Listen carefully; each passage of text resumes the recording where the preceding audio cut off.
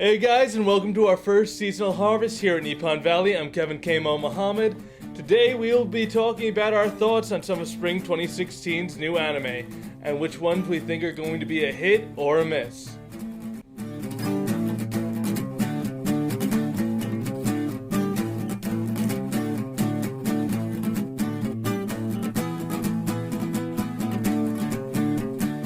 My pick for this seasonal harvest, without a doubt, has to be JoJo Diamond Unbreakable, because it has legacy.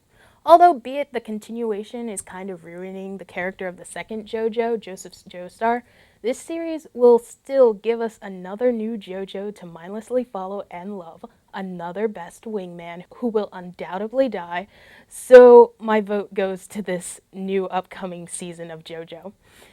And also, albeit it's a continuation, we get to see Jotaro again, and we get to see this new JoJo who has really cool hair, and I think it's going to prove to be good. From the studio that brought you Kill la Kill, Kisniver, it's the latest original series from Studio Trigger.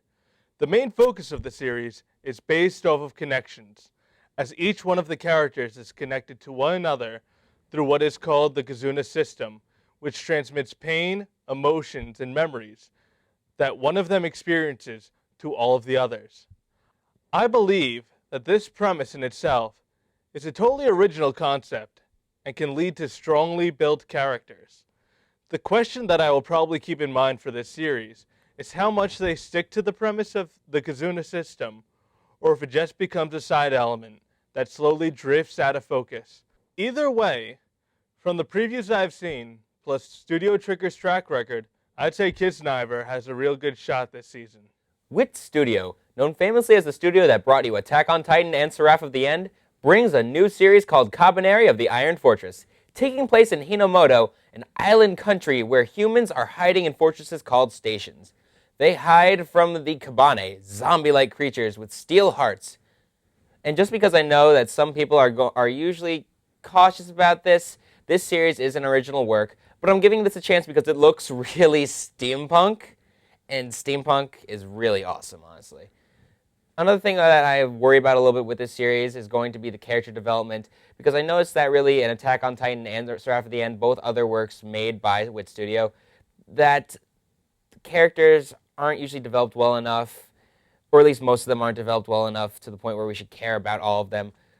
But at the moment, this is an original series, and so they have the chance to write this on their own. This isn't something that's pre-written by someone else with their own characters and how they want to see them, and that's how they're bringing them out. Wit Studio themselves are writing out these characters, and I think that Wit Studio probably will have the confidence and the good enough writing staff in order to bring out and shine these characters that we have probably 12 to 24 episodes to figure out. Boku no Hero Academica, also known as My Hero Academica, is an anime adaptation of the manga by the same name. The story centers around Midoriya Izuku, that wants nothing more than to be a superhero and help others. But in this society, superpowers or quirks are needed, and unfortunately Midoriya has no quirk. In a series of events, he meets his idol and superhero, All Might. All Might sees potential in Midoriya, so he bestows Midoriya with his quirk named One for All. And the adventure to become his desired superhero starts. But I really hope Hero Academica does well, because this is a really good source material. The characters are great, the story is great, everything about this series is great. The characters are superb. The characters are people you really want to get to know. You really want to be able to connect to these characters. You want to be able to know their feelings, know what they're talking about, know their pains and struggles. And this is a series that's really going to get you to that point. But something I'm really worried about this is that they're starting the anime sooner than I thought they would. Because the manga isn't so far along that they could do it and be able to stay on a nice route with it. So if they do an anime, they might catch up to where the manga is, and that's really gonna upset some people because then that's gonna include fillers. And fillers in a series that's taking off now isn't a good thing. But I have high hopes for My Hero Academia.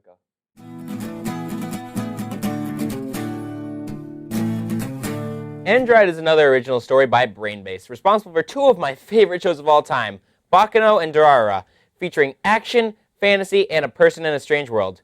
Beneath the Earth's surface lies the unknown world of Endra. After touching a mysterious crystal, Shun Asanaga finds himself in a new land with his only way home lying with the help of a vengeful Prince Emilio. Recently imprisoned, Emilio vows to take back his rightful throne from King Delzane.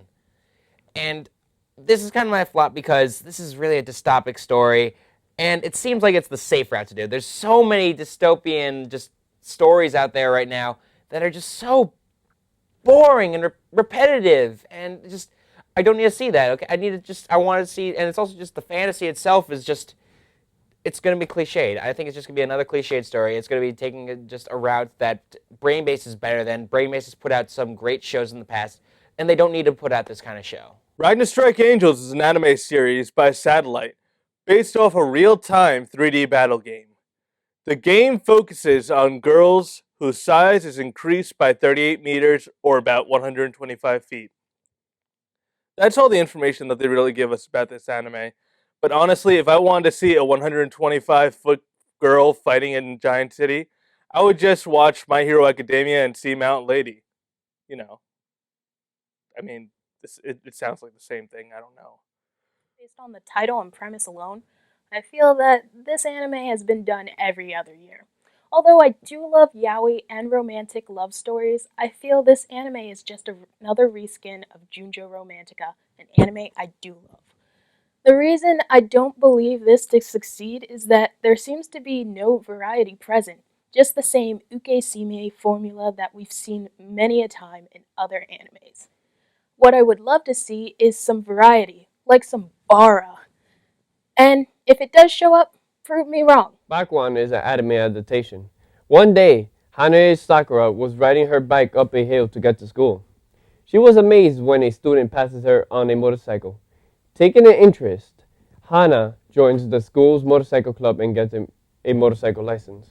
I just feel this series is a repetitive theme that ordinary people do spontaneous things out of character to make their lives more exciting. But that just makes the series less exciting to watch because you know what's going to happen. They pick up something that's spontaneous and they do it. Nothing else happens. So I just feel this isn't really going to be something worth watching this season. Hey guys, thank you for watching our video. Do not forget to like, share, and subscribe to us here. And watch our other videos. And keep it classy. Alright, see you guys. Have a good one. Bye. Yo.